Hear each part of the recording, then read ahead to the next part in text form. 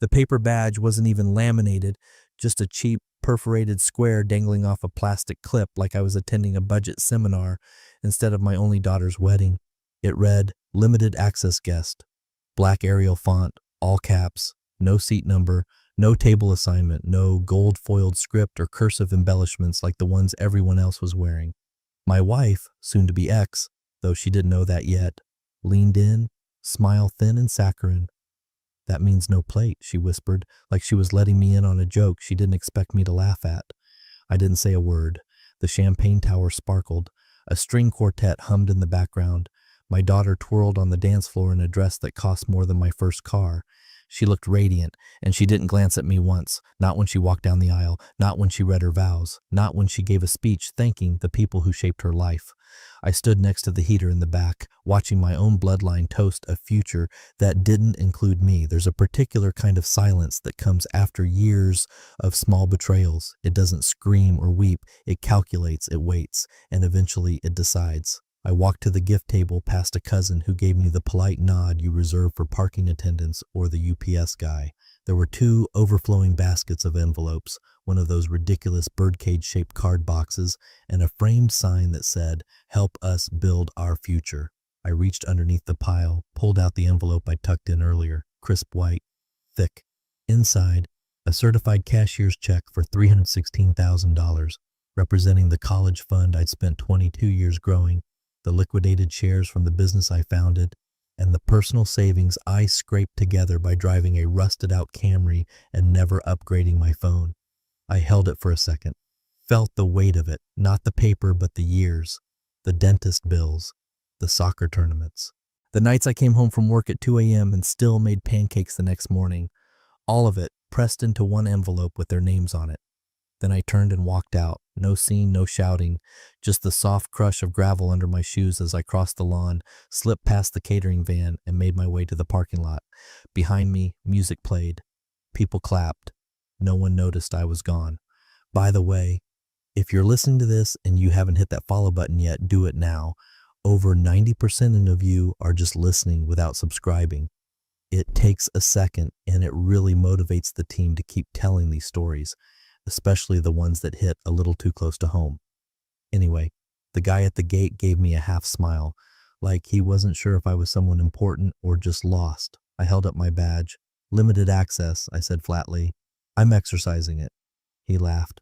"Fair enough, sir. Have a good night." I got in my car and didn't start it right away. Just sat there, engine off, fingers resting on the steering wheel. My reflection in the rearview mirror looked exactly how I felt. Out of place at my own daughter's wedding. I could have gone home. Instead, I drove 2 hours north to a diner that still takes cash and doesn't care who you are as long as you tip. I ordered the blue plate special and watched the busboy flirt with the cashier like he had all the time in the world. They were maybe 19, untouched by calculation, unshaped by betrayal. For now. My phone buzzed around midnight, 4 missed calls, all from numbers I recognized and didn't care to answer. No voicemail, just silence, and I knew that silence well. I slept in the car outside the diner that night, wrapped in a flannel blanket I kept in the trunk, not because I had nowhere else to go, because for once I wanted to choose my own silence. One they couldn't define for me, one they couldn't edit or gaslight away. They didn't know it yet, but that silence was the sound of the future slamming shut. "Dad, where are you going?" Her voice sliced through the music, raw and high and laced with the panic of someone realizing a domino just fell, one they didn't know was connected to the whole table. I didn't turn around. My shoes crunched across the gravel path leading away from the reception tent. The plastic badge on my chest bounced lightly with each step, a little reminder of my place, a place someone else decided I should occupy. "Martin, don't you dare make a scene," came my wife's voice. Not whispered this time. Not a secret meant only for me. This one was public, controlled but clipped with panic, like she was trying to reel me back with authority she no longer actually had. I kept walking. A security guy, barely 25, sharp suit, fake earpiece like he was guarding the president, stepped toward me with his palm up, unsure whether he should stop me or salute me. I nodded at him and held out the badge. "Limited access," I said, voice calm. "I'm exercising it." He looked confused, as if he was about to ask for clarification, then realized he was dealing with a man too old to argue with and too calm to provoke. He stepped aside. I passed the catering van, the photo booth trailer, the string of SUVs with tinted windows. A planner, clipboard in hand, headset swinging from her neck, hurried after me in low heels. "Sir, excuse me, sir. Did you take something?" I stopped, turned slowly. "Just what I brought," I said. She blinked. I'm sorry, it's just we're doing a quick accounting." "Then check your spreadsheet," I said, and got into the car. The engine came alive like a gentle exhale. I could see her still standing there in the rearview mirror, torn between radioing someone and realizing there was no instruction manual for a man who walks away from his own daughter's wedding without raising his voice. I didn't burn rubber, I didn't honk, I didn't even roll the window down. I just left. The first 5 minutes of the drive were quiet, save for the GPS politely suggesting a route home I wouldn't take. The second 5 minutes were punctuated by my phone buzzing on the passenger seat once, twice, then a stuttering flurry of calls and texts from names I recognized and ignored. They could keep their confusion. I wasn't offering clarity anymore. Because here's the thing, I didn't plan this.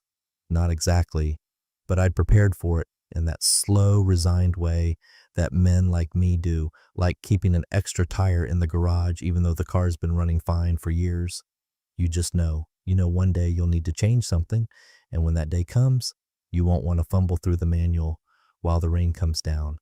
The road opened up, darkness on both sides, and I realized they didn't understand what had just happened, not yet.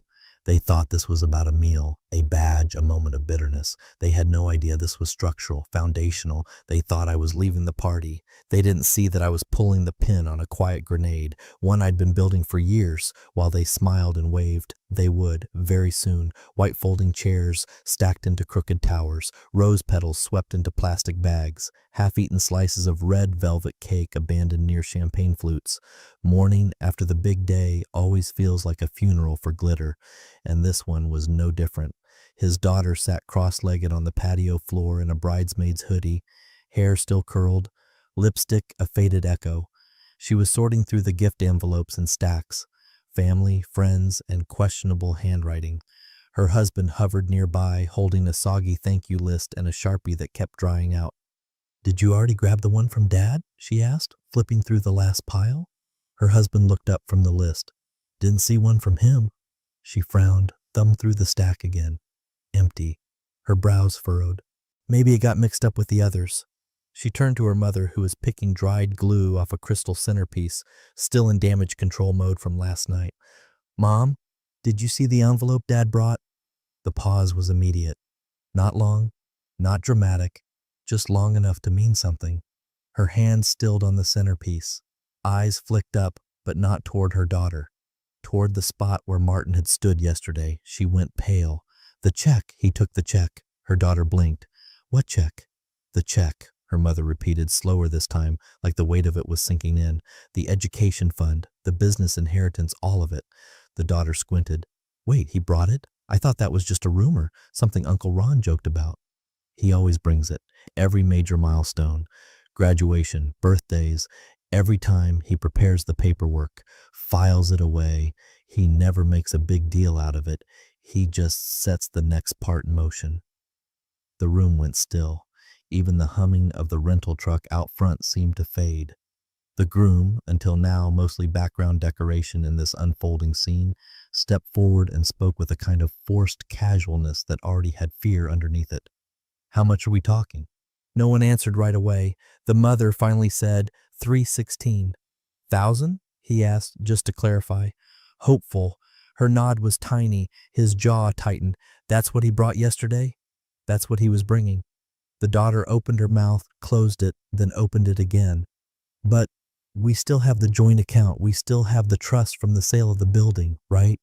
Her mother sat down hard. "No, we had the joint account. And the trust required both signatures to activate. One was missing. For years." The daughter looked like a child suddenly realizing the game wasn't rigged in her favor after all. "I thought she started. "He never said anything. He never made us feel like we owed him. He wasn't interested in making you feel anything," her mother muttered, more to herself than anyone else. "He was interested in being trusted, and you made him stand in the back like a divorced cousin and handed him a goddamn paper badge. Outside, someone dropped a tray and cursed. Inside, silence. The daughter sank back into the floor, her manicured fingers slowly closing around an envelope from her great aunt that now felt insultingly light. Her husband walked to the window and stared out like the grass might give him answers. "He left quietly," the daughter whispered. That's what's terrifying." Her mother nodded. "Quiet men don't leave because they're angry. They leave because they're done." She stood, walked slowly to the table, and picked up a napkin with the wedding logo printed on it in gold foil. K&M Forever starts today. She crushed it in her fist. "No," she said softly. "Forever just walked out the damn door." By Monday, the glitter had settled, the Instagram posts were peaking in likes, and the rented tablecloths were already on their way to the next wedding where some other father would probably get to sit at the head table. But the buzz that spread through the family wasn't about the chandelier centerpieces or the groom's choreographed first dance. It was about the man who left. The whispers started at brunch. "Wait, Martin didn't eat? You're kidding." "No, seriously, he got a paper badge, didn't even get a seat." "You mean Martin? The one who built the fund? Paid for half their lives?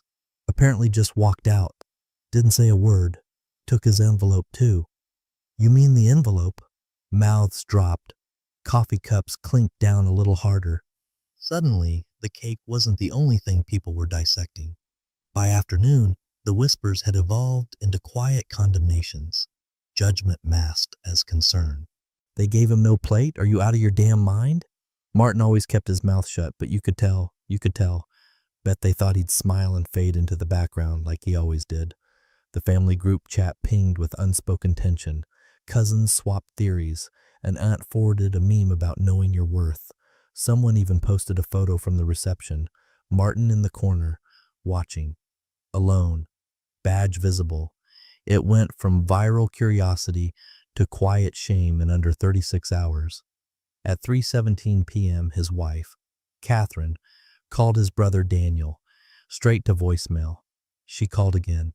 He picked up on the third ring. "Have you talked to him?" she asked, voice pinched, cracking at the edges. Daniel didn't answer right away. "Danny, I know you know where he is."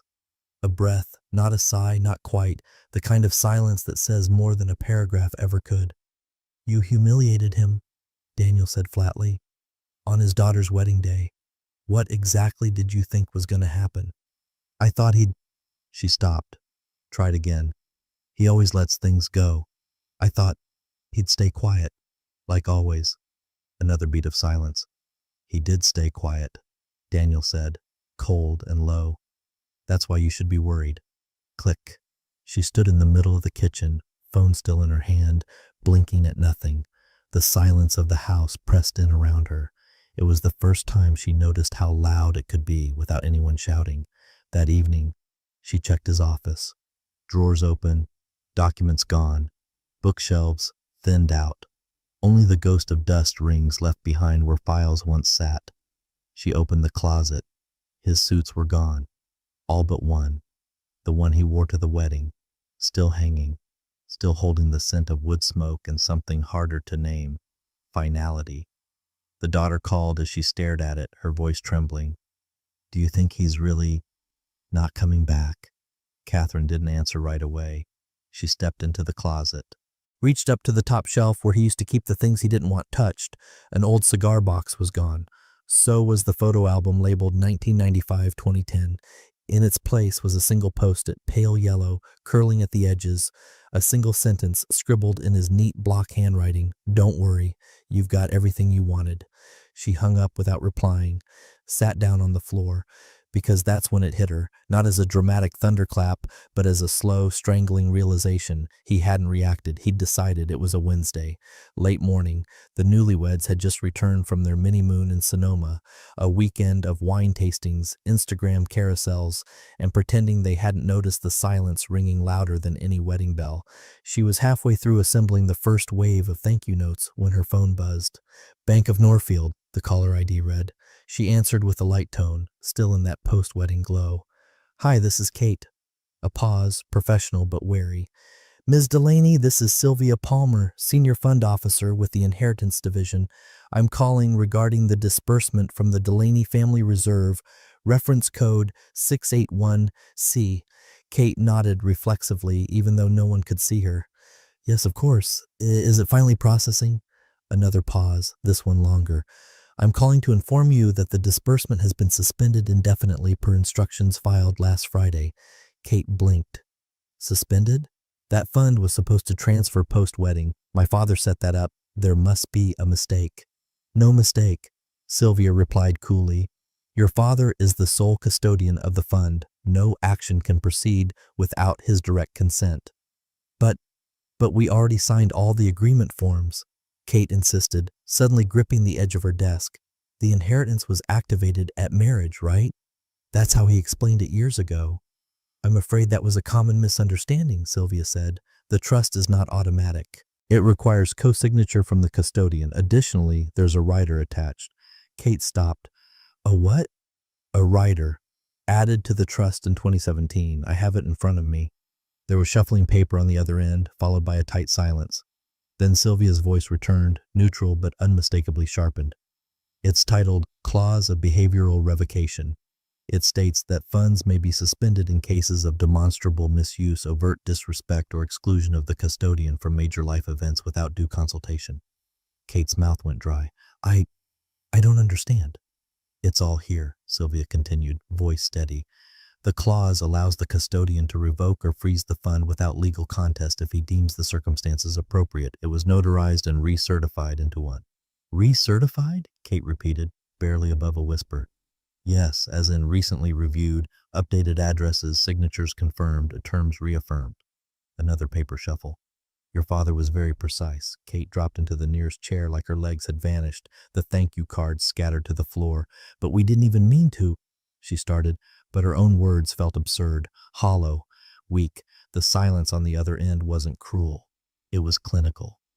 Miss Delaney, Sylvia said gently, this fund was structured with conditions. It's not a gift. It's a trust. And trust, by definition, can be withdrawn. Kate felt a heat rising up her neck.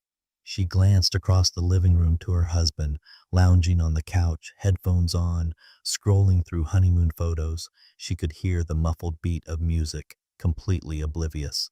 She turned away. This isn't what he promised, she murmured. He promised access, Sylvia corrected, not entitlement. The call ended shortly after. Kate sat in silence, the paper in her lap trembling. She stared at the wedding photo on the wall, her smiling, her husband grinning, hands clasped. But now her eyes were drawn to the background, barely visible. Martin, standing behind the crowd, badge on his chest, expression unreadable, watching the foundation shift beneath them. Even then, Catherine hadn't touched the old roll-top desk in years. It sat in the back room of the house like a grandfather clock that no longer chimed, an artifact from a time when filing cabinets mattered and people still printed bank statements. She'd almost forgotten it was there until the bank call came through her daughter's phone. Kate had been sobbing, voice sharp with panic and confusion. Mom, he built a clause that says we don't qualify. He wrote us out legally. Catherine had chuckled at first. Oh, please, Martin was never that calculating. He couldn't even work the DVD player without help. But now, as she pried open the top drawer and pulled out the leather folder marked Estate 2017 Revision, her confidence began to thin like warm ice. The folder was heavy, thick with tabs and dividers, Martin's neat block handwriting on every label, trust agreement, disbursement schedule, contingency provisions. She remembered the day he'd asked her to sign it. They were in the kitchen. She was on her way out, late for a board meeting. He'd said something like, it's just a revision to the existing trust, adds a few protections. Standard stuff. She hadn't even taken her coat off, skimmed the first page, signed where the yellow tab stuck out, didn't ask questions. Now she flipped to the back. Page 17, clause 11. Her eyes scanned it twice before the words began to settle. Access to disbursements may be revoked in the event of demonstrable disrespect, alienation, or misrepresentation by beneficiaries, as determined solely by the custodian, effective immediately and without prior notice. The clause was surrounded by signatures, hers, Martin's, the notary public's stamp, crisp and embossed, 2 witnesses, Daniel, his brother, and Elaine, their old neighbor. Her hand trembled as she followed the ink trail. There were margin notes in Martin's handwriting, small arrows pointing to key phrases, one circled word, in particular, solely. He'd underlined it twice. She stared at it for a long time. Then she sat back in the old leather chair and laughed, not out of humor, not even shock. It was the laugh of a woman who just realized the checkmate happened 5 moves ago. She whispered to herself, he planned this years ago.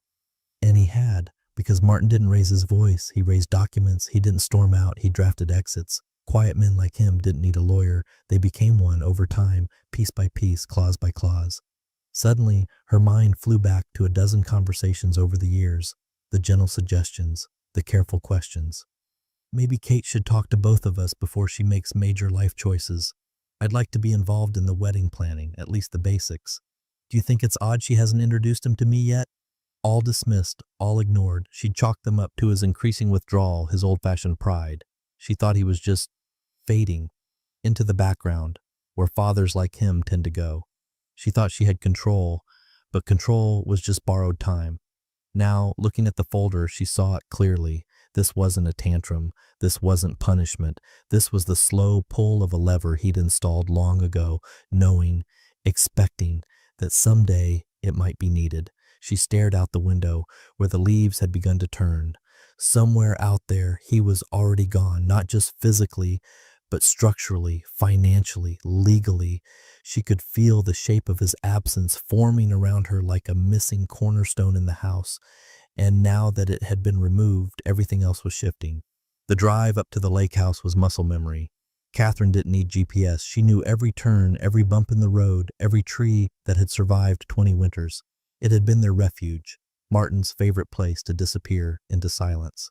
A place he called ours, even when the warmth between them had long gone cold. She half expected to find him on the porch, nursing a mug of coffee, pretending none of it was happening. That was his pattern, wasn't it?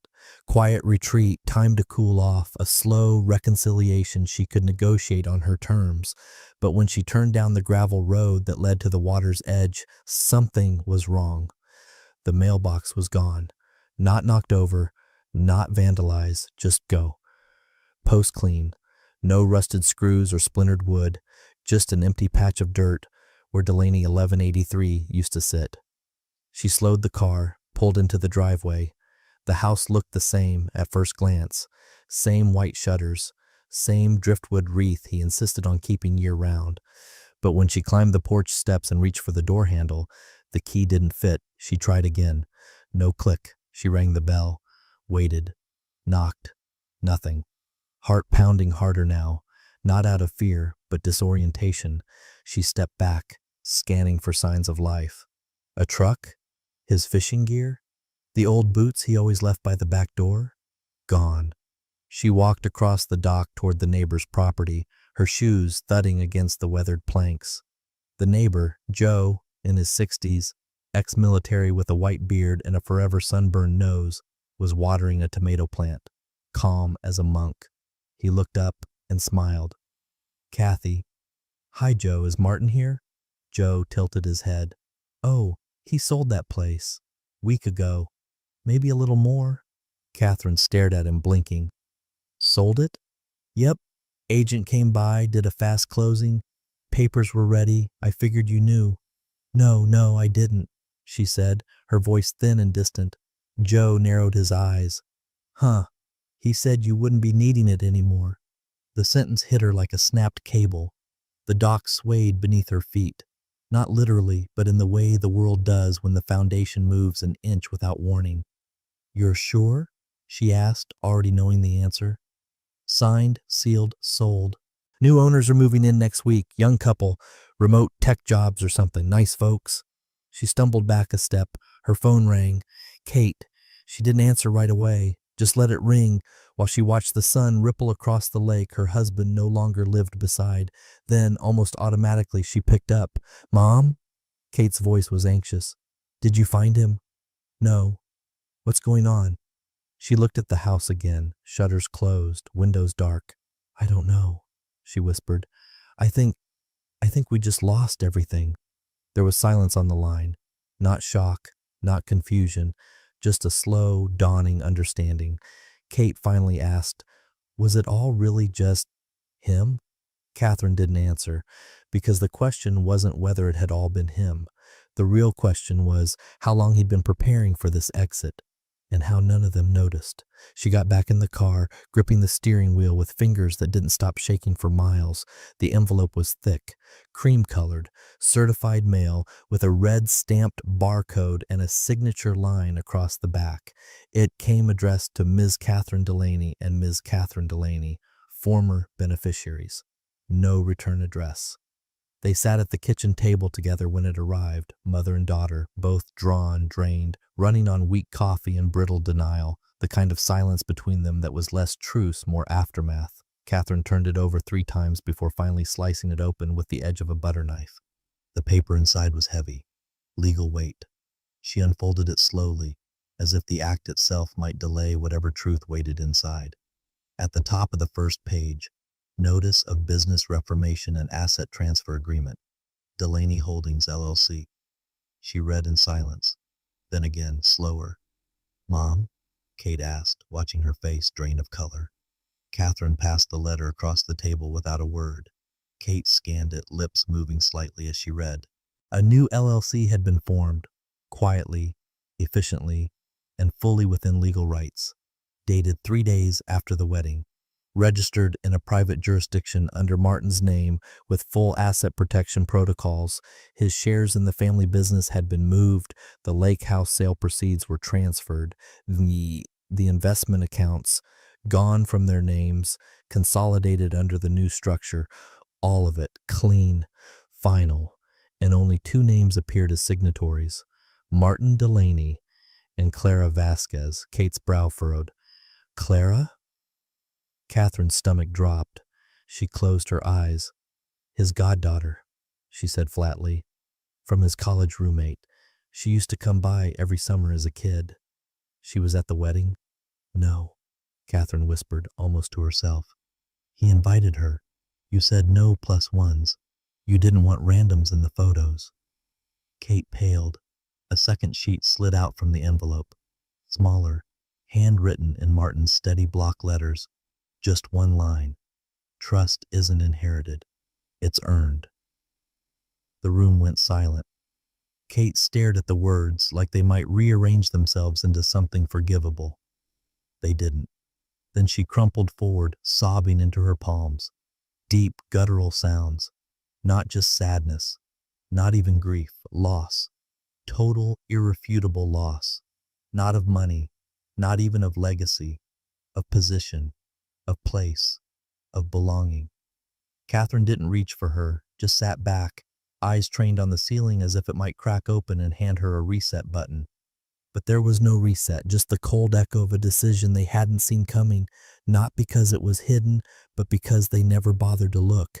Catherine's voice came out dry.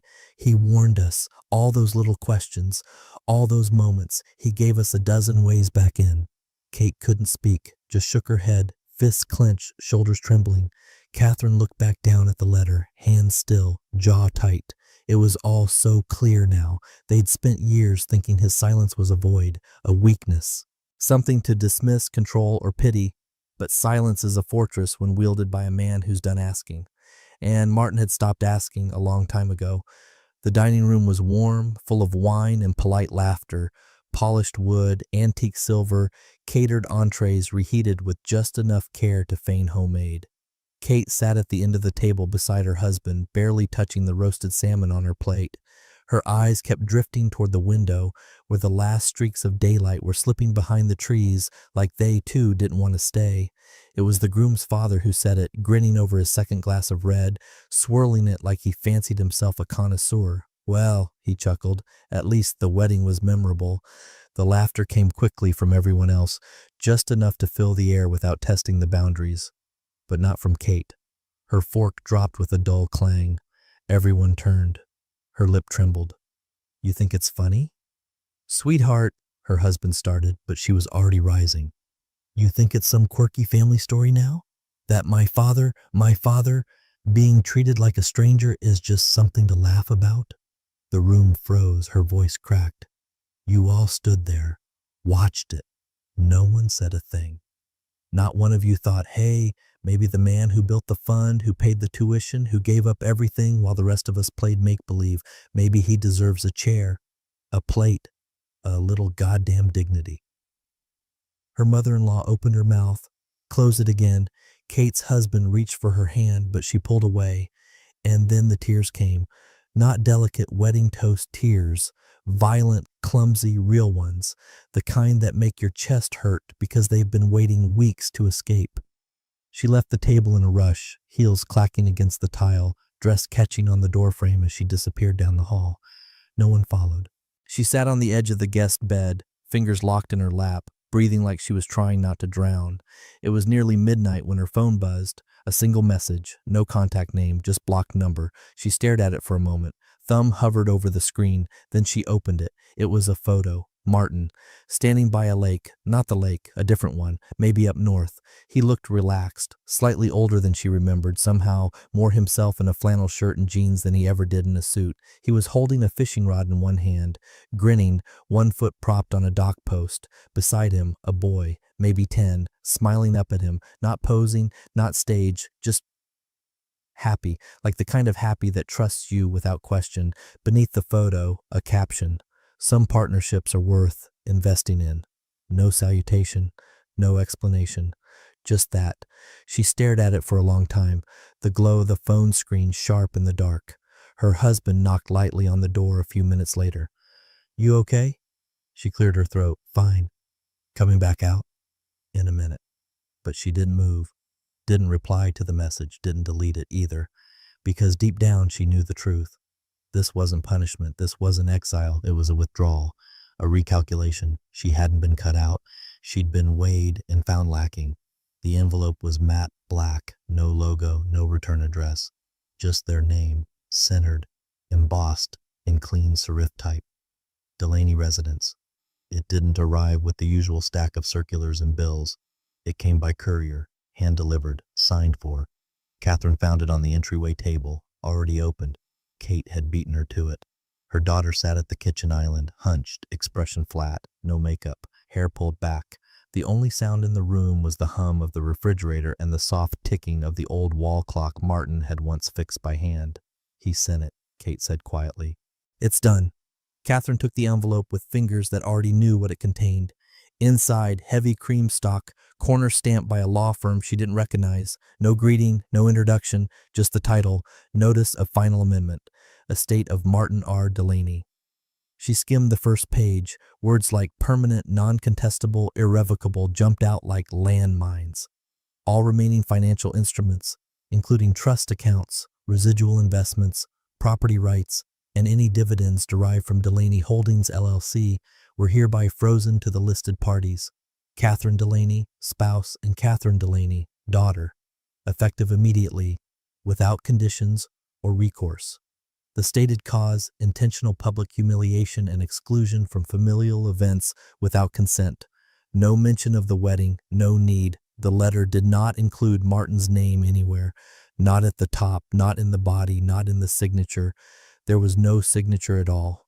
Just a notary seal and a single black stamp at the bottom. The emblem was unfamiliar, some kind of oak tree, half shed of leaves. Catherine flipped the page looking for a final word, a chance at explanation, remorse, maybe even hope.